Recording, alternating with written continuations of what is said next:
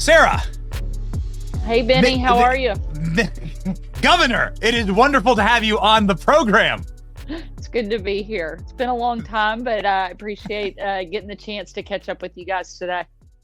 Well, it's certainly has been a long time. The last time that you and I were in the same room together, you advised me to get a little baby carrier for my infant so that I'd have two hands free to be able to work with. And that was fantastic advice. Thank you for that.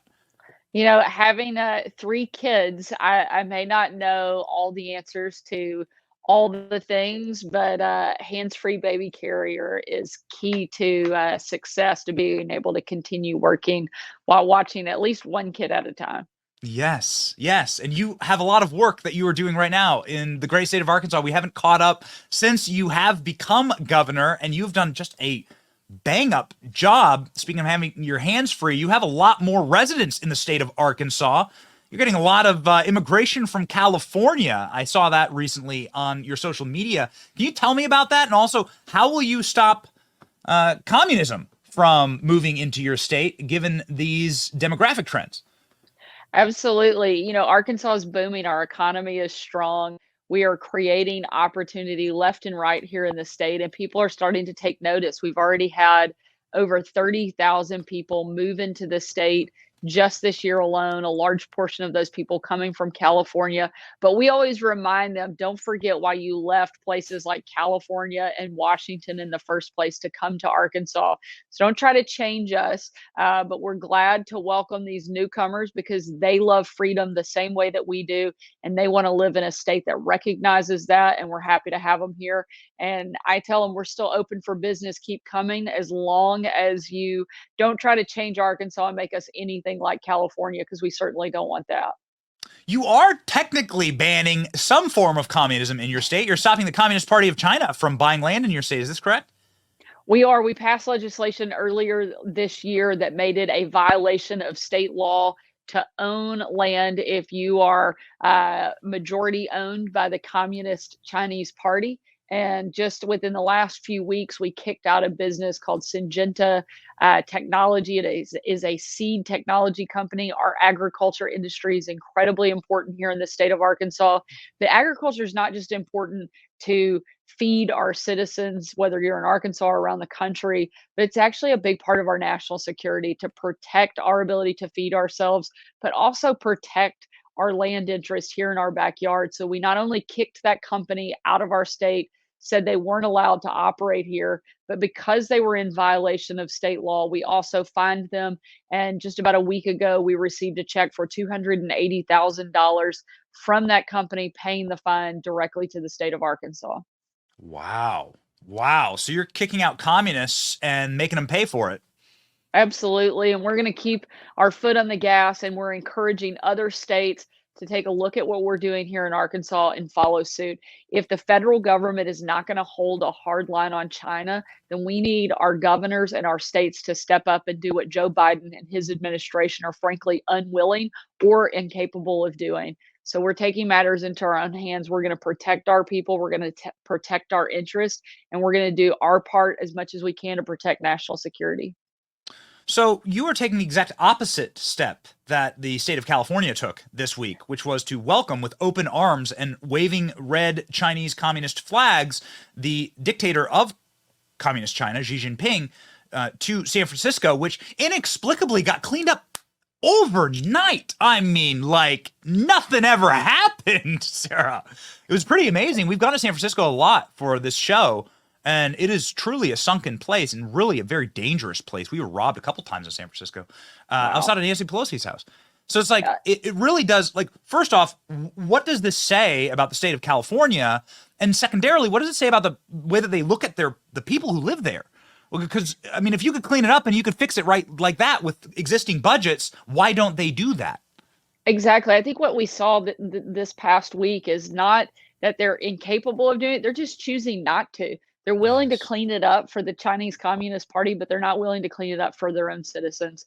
We're taking the opposite approach here in Arkansas. Not only are we kicking them out, but we're cleaning things up for our citizens and making sure that we're providing the best opportunities for people right here in Arkansas. It's hard to imagine anybody seeing what's happening there and their ability to do that, choosing not to, and wanting to stick around. Do you believe that there is going to be a Biden White House run in 2024? Or do you think, as Joe Biden said there at the dinner with Gavin Newsom, that Gavin Newsom might jump in there and take his spot? I certainly hope Joe Biden is their candidate because I think he's one of the weakest nominees we've seen in decades. And I like the matchup that I see between Donald Trump and Joe Biden. I think President Trump is going to wipe the floor with him. So I very much hope that he continues and remains as the leading candidate for the Democrat Party because he has shown an inability to lead this country. And the contrast between those two candidates could not be more stark. You have one person that is leading from a position of strength in President Trump, somebody who was capable of building a strong economy, securing our borders, helping us have respect on the world stage. The total opposite of what we've seen from Joe Biden, completely open borders, less secure, less prosperous. I like that contrast. I hope it's Joe Biden because I think it helps secure and guarantee a win for President Trump. Oh man, it's just like getting the band back together again. And you did get back together with President Trump this last weekend at a rally in Florida, and you endorsed President Trump. Can you tell us a little bit about that? Your conversations with him, just getting the band back together again.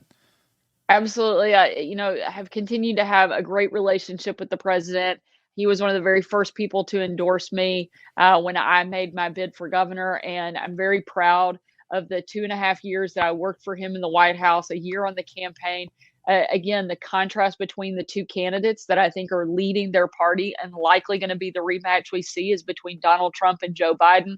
It is no question who is the more fit, correct person to lead our country, and that's Donald Trump. I was proud to stand with him last week, and I'm excited to see what he's going to be able to do for our country again when he's back in the White House. There was a little anecdote that dropped yesterday that Donald Trump made everyone sit and watch a music video, Guns N' Roses. This is based on your retelling of a story. Is this accurate? Yeah, the president loves music. I think it's one of the things about him that a lot of people may not appreciate, but he loves music. He's got great taste in music and big fan of a Guns N' Roses song. He plays it at rallies every once in a while.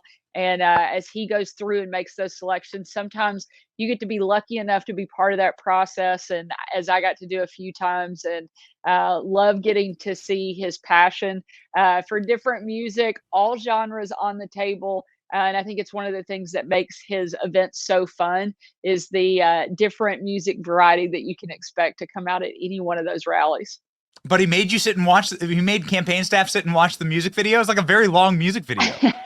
I don't know if "made" is the right word, but we did all watch it together, and it was all in good fun. And anytime you can take a break from the monotony and the intensity of working in the White House or working on a campaign and get a chance to check out and watch a music video, I think that kind of break could probably be used in a lot more maybe offices and places around the country to lighten people up a little bit. You just mentioned the monotony and the intensity of the White House.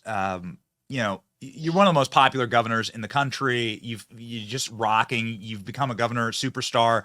Do you ever miss the White House press podium? Do you miss that job?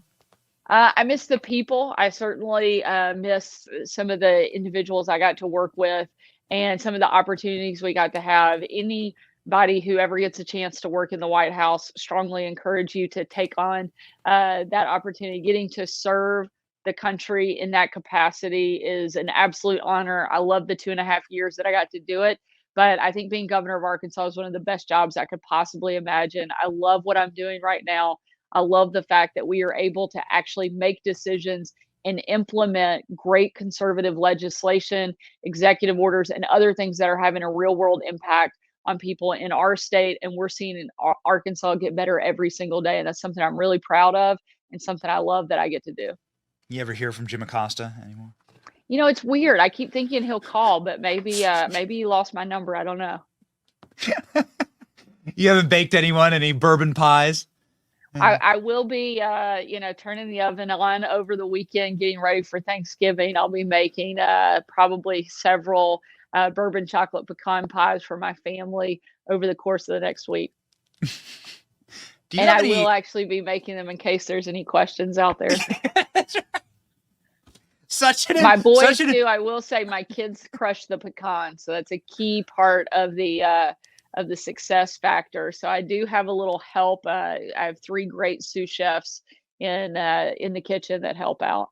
People forget the greatest conspiracy theory of all time, which is Sarah Sanders baked a pie for the press corps, and they said, "Wait a second, she didn't do it. It's fake. She didn't make the pie. She bought it How from insult Safeway."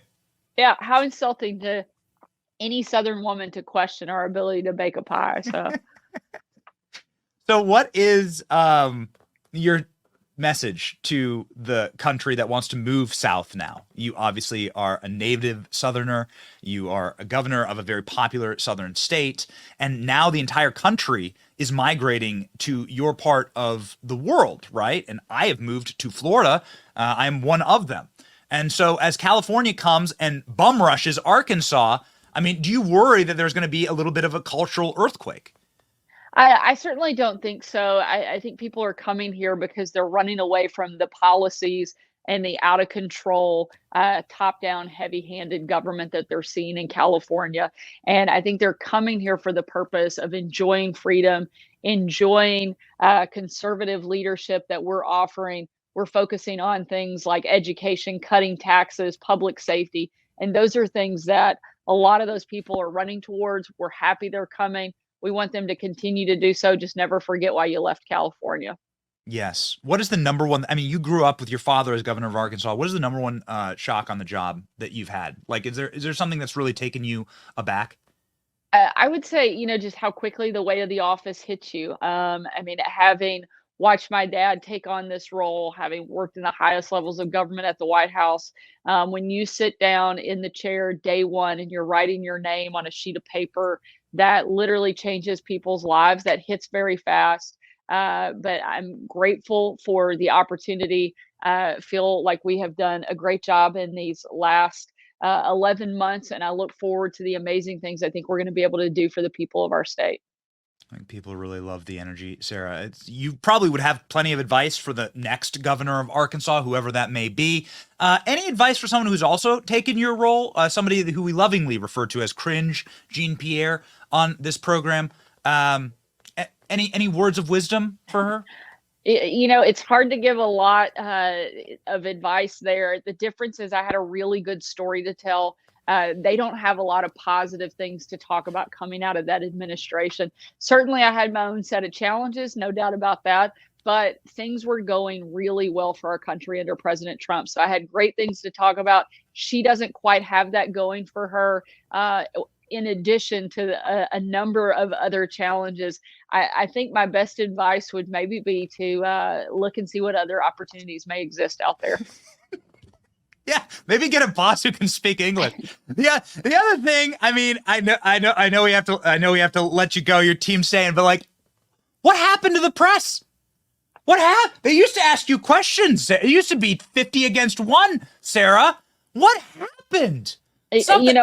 I don't wish that upon anybody, the type of, intensity and hostility and criticism from the press corps that I got, but I do wish they would actually ask some real tough and substantive questions.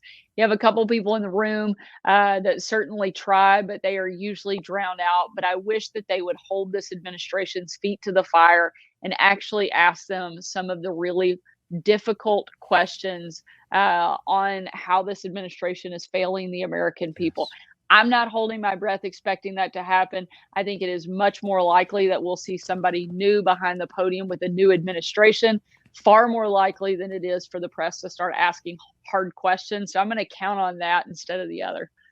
You say the press hold the administration's feet to the fire, but Joe Biden can't hold his feet down on like a flat surface walking across a stage or up a flight of stairs on Air Force One. So, I mean, this seems like quite a jump. I'm going to leave that one alone, Benny. I'm going to let you take that. The great governor Sarah Huckabee Sanders, thank you so much for being on the program. Godspeed. You are saving Arkansas and protecting that great American state. Thanks so much for having me, and best to your family, which is growing, it seems like, by the minute. So enjoy that hands-free baby carrier, and thanks again for having me on today. 3 kids, that's the way to go. Although Tucker Carlson texted me, you got to do 4. Got to go for 4 right now. I don't know. We're doing good to manage our 3. So best of luck if you add a 4th to the roster over there. Thank you, Governor. Thanks, Penny.